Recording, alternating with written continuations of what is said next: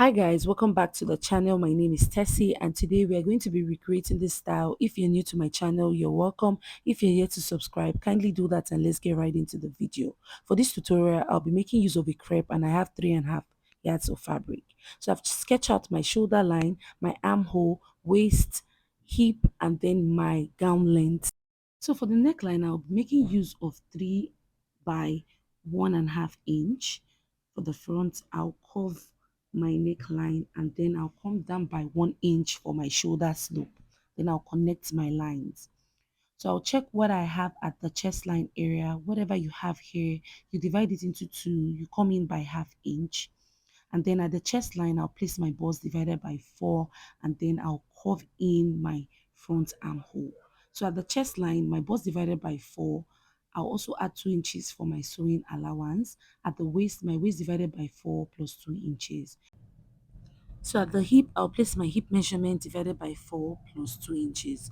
So I'll connect my lines together. So guys, I forgot to chalk my knee line. So I'll chalk my knee line. So from the waist, I'll come down to my knee line, which is 20 inches.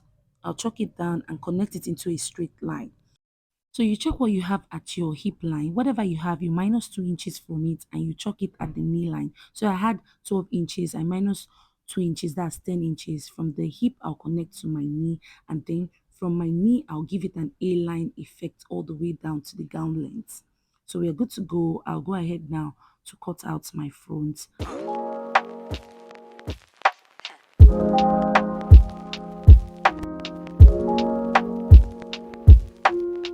So guys, after cutting out the front, for the back, I folded my fabric into two and I chalked 2 inches all the way down for my zip allowance. I'm going to place my front on the back after the zip allowance area.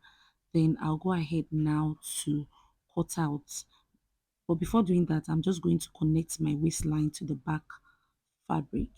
So you chalk your waistline and then from that point, you cut out the exact shape. So for the neckline for the back, I'm going to be coming down by 1/2 inch and then I'll connect it just like this. So for the waistline for the back, I want to remove my zipper bulge. So at the waistline, I'll come in by 0.75 and then from that point, I'll slant all the way up and slant all the way down. So we are good to go. I'll go ahead now to cut out the zipper allowance line. So guys, after cutting out the back, we're going to be working on the front. There's going to be a princess dart on the front. So I'm so sorry my phone didn't record the part where I sketched. But what I did was from the shoulder line, I came down to 19 inches. That's where the princess dart will stop. And then I chalked my nipple to nipple all the way down here. And then from this armhole area, I curved it in. So I just curved it all the way down to that 19 inches. So guys, I'll go ahead now to cut out my fabric. So if you don't understand what I did, just rewind the video, you will get it. I'm so sorry I didn't show. So after cutting out the princess darts area, I'm just going to place it like this and then we are going to place the fabric on it and then stitch all the way down to the armhole. I'll do the same thing here. I'll place it and stitch. So guys, after doing all of that, this is what it looks like, as you can see. So I'll go ahead now to give it a very good press. Then for the ruffles in front, I have 12 inches. My fabric was not enough, so I had to join. So what I have here is 12 inches. I'm going to fold it this way at the middle point and then stitch this place together. So I'll go ahead now to do that. After doing that, we're going to be placing it on the front. So from my waistline, I placed it and then this is what it looks like. I'll go ahead now to stitch. So for the long fabric at the middle, what I have here is 50 inches long and 10 inches wide. So I doubled my fabric. For the one in the middle, I had to double it. So after doubling the fabric and joining them together, I'm going to pleat this part. After pleating, we're going to be joining it at the middle part of the fabric. So I'll place it in that way, the way I place it in, and then I'm going to stitch it neatly. So I'll stitch it here. So you place it in and stitch it on top of this fabric. So after stitching, I'm going to bring it down this way. So I'll go ahead now to do that and show us what it looks like.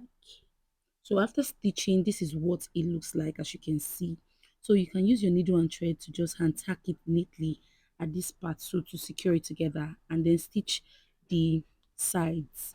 After stitching, I'm going to cut out the excess at the sides, and this is it. So we're going to be joining the front and the back together. So I'll go ahead now to place my front and my back. I'll stitch the shoulder area using 1/2 inch.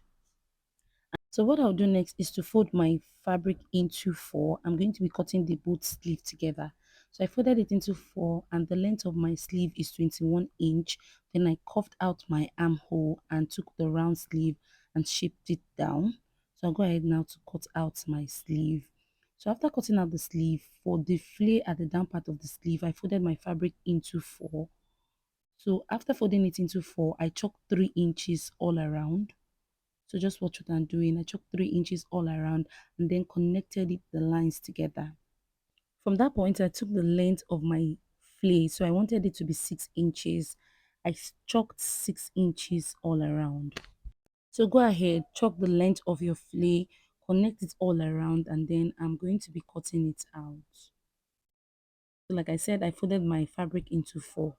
So I wanted the fabric to be the lining part as well. So I have two pieces for the first sleeve and then two pieces for the second sleeve, because I'm going to be lining the flay. So I'll stitch the down part using 1/2 inch all around, and then do the same thing for this sleeve and then bring it out from this point.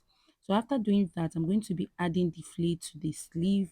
So after ironing and stitching them together, I'll place it on the sleeve and then stitch using 1/2 inch all the way down to the other end.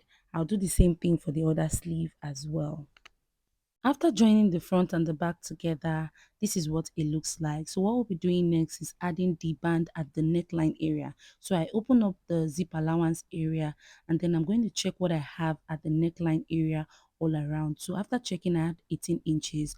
I've gone ahead to cut out my band. You can see the band is 18 inches long and 2.5 inches wide. So I folded it. That's, I doubled the band.